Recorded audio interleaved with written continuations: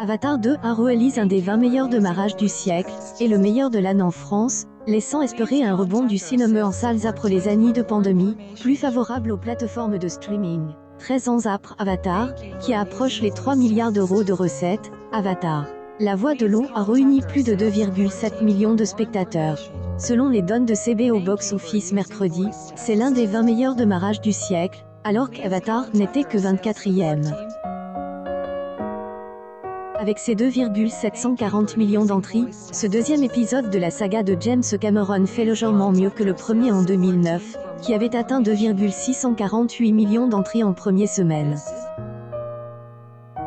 C'est le 18e meilleur démarrage sur 7 jours en France depuis 2001, et le meilleur depuis Spider-Man No Way Home en décembre 2021, avec 2,779 millions d'entrées.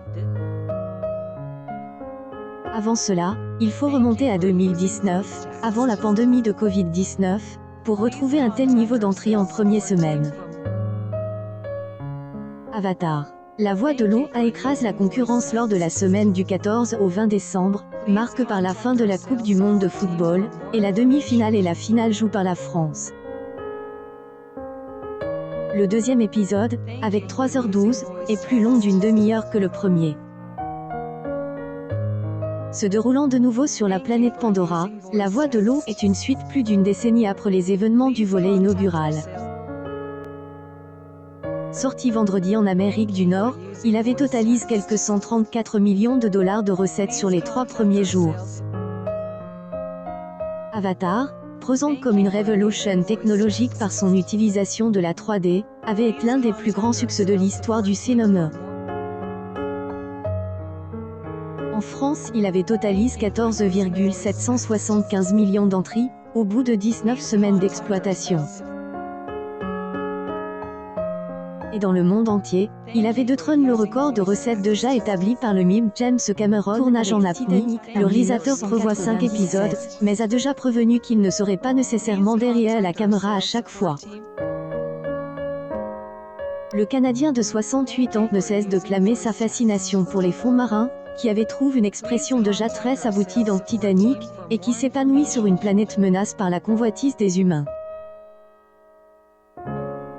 Avant de conquérir le public, l'univers blindé Avatar 2 a fasciné la critique cinéma en France. Post magistral nous projetant dans une nature sublime et menacée par un impérialisme ecocide, le film de James Cameron emporte le spectateur au-delà des frontières connues du cinéma, écrivait Liberation. Une épopée de plus de 3 heures sidérantes. Du grand spectacle qui rend métaphoriquement hommage à la beauté de notre planète bleue, selon l'humanité. Ce spectacle familial hyper-immersif, où l'on voit de Philo, Méduse, des images fantastiques d'une beauté réelle et de sidérantes creatures aquatiques, doit beaucoup à son réalisateur, à son génie scientifique, son sens du romanesque et son amour des belles images, expliquait le Parisien. Le tournage a nécessité des moyens techniques colossaux, avec des tournages aquatiques périlleux, en apnée, et une palette extrêmement large d'effets spéciaux. James Cameron a salué l'immense équipe dont il est entouré. J'aime penser que est comme une grande communauté hippie avec un tas de grands artistes, affirmait le réalisateur à l'AFP. La technologie ne crée pas l'art. Ce sont les artistes qui créent l'art. Environ 2 tiers des spectateurs français ont vu le film dans des salles proposant 3D HDR et technologie HFR, et dans la majorité des cas, en salle premium, souligné en début de semaine les Studios 20th.